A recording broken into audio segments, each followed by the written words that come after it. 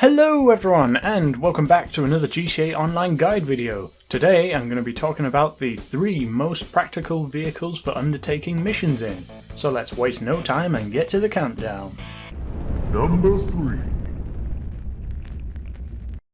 So for number 3 in this list, I'm going to have to say the third most practical vehicle would be the Savage helicopter.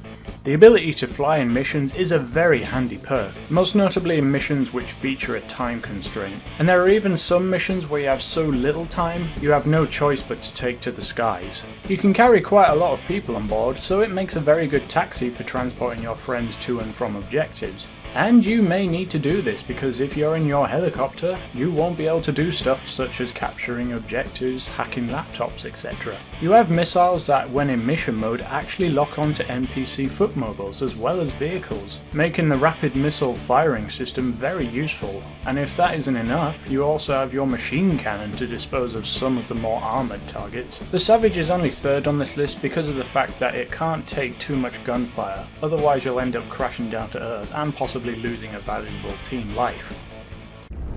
Number 2. So, for second place in this list, the award has most definitely got to go to the military or Pegasus Insurgent.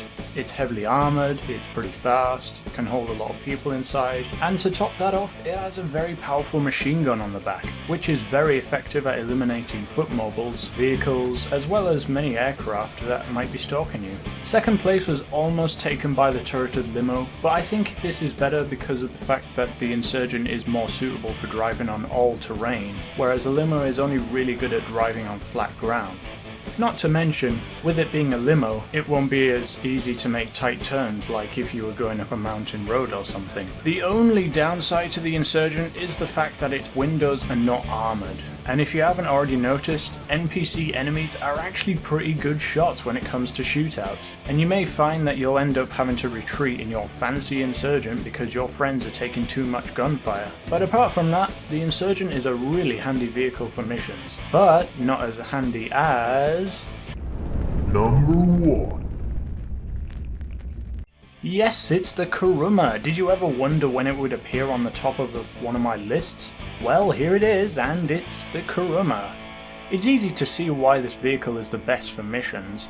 It's fast, can hold 4 people inside, and definitely not 2. $75,000 and the armoured Kuruma cost $525,000 to purchase. The Kuruma has 1 driver and 1 passenger, whilst the Insurgent can carry 1 driver and 5 passengers. Or, for the armor.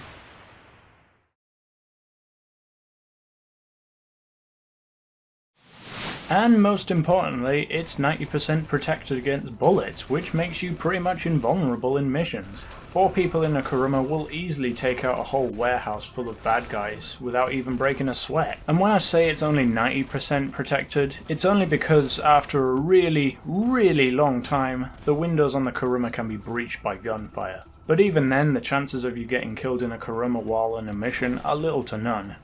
So that's my own personal list of some of the most practical cars to use in missions. Let me know what yours is in the comments, and hey, if you enjoyed this video, make sure to leave a like and subscribe if you're new to Pyro Gaming channel for loads more GTA Online guide videos coming to you very soon. See you around!